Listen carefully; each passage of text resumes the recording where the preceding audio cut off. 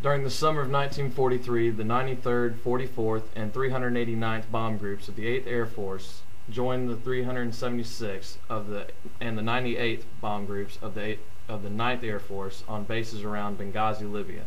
These 5 bomb groups trained in the African desert to fly and hit targets at very low altitude. Some of the practice was great fun for the pilots. They knocked down tents and forced Arabs off their camels. There was a lot of speculation about the purpose of the low-level flight training, but security was tight. Eventually, they were told the purpose was to avoid radar detection for one very long mission. The target was to be 18 square miles of German-controlled oil refineries located in the area of Ploesti, Romania. It was to be a daylight, low-altitude bombing run using delayed fuse bombs. Each B-24 was heavily loaded with ammunition, bombs, and fuel, as well as incendiary bombs to drop on the target. The mission was 2,400 miles round trip, requiring the planes to stay airborne over 13.5 hours. The refineries were intensely defended by many large anti-aircraft batteries. Operation Tidal Wave, as it was called, was an extremely dangerous mission.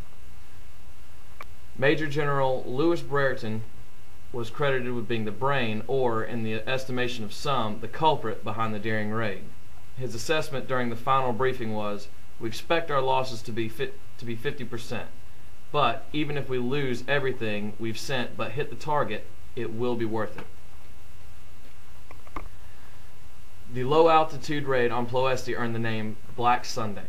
The groups became separated by bad weather over the Romanian Alps. The synchronizing of the raid was ruined and the element of surprise was lost. Between confused navigation, faulty bombs, and bad timing, many bomber crews found themselves flying into total chaos over the target. At one point during the raid, B-24s were flying over one target area from 3 different directions. Observers on the ground said it was the greatest exhibition of flying skill they had ever seen. They thought it was planned that way. Many aircraft were flying so low they had to raise up to go over the power lines.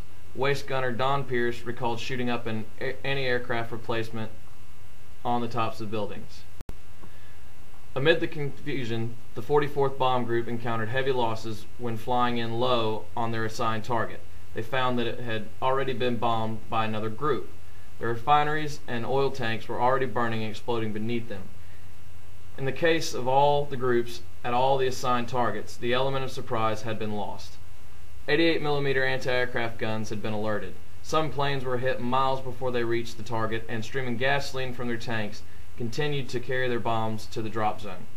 Airplanes disappeared into the black smoke and never came out.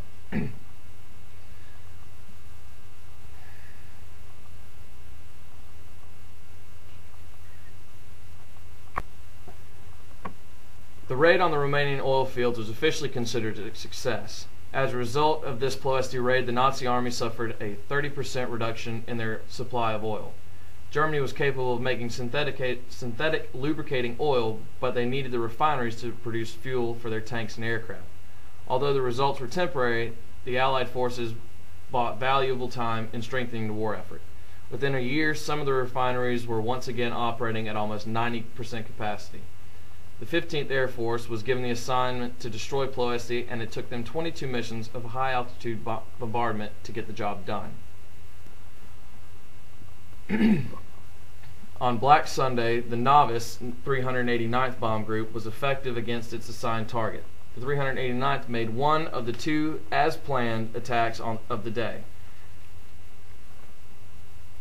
The Stu, Romania refinery was completely destroyed and did not resume production until the end of the decade.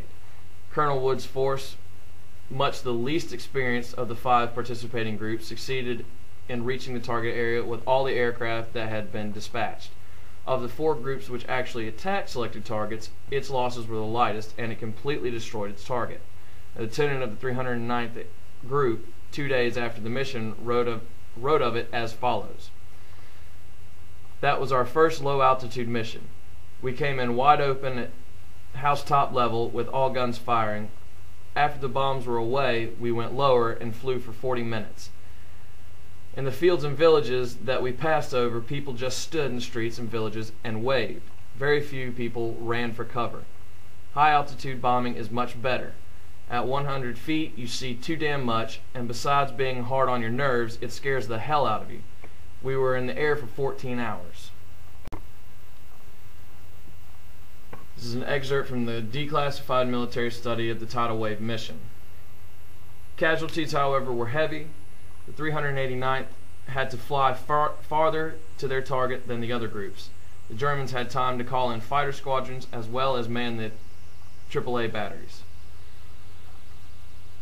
From the waist window in Old Irish, Don Pierce watched as an aircraft beside him flew to the target streaming high-octane aviation fuel out of the bomb bay and the left wing tank. After releasing the bombs, the flaming plane, piloted by Lieutenant Hughes, crashed into the target area. Old Irish, piloted by Lieutenant Frank McClellan, had one engine knocked out. The crew of Old Blisterbutt saw her limping away from the target area and escorted her as far as the Mediterranean coast.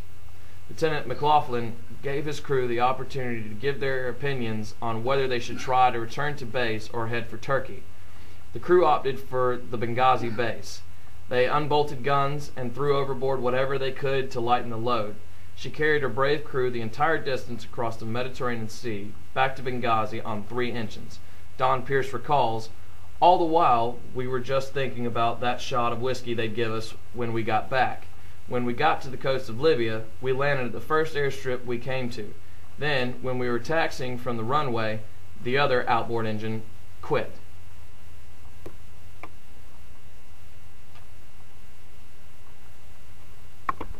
Of the 179 B-24s that took off from Benghazi, Libya, only 41 aircraft and crew were lost. 56 did not return, and of those that did, less than 40 were still airworthy.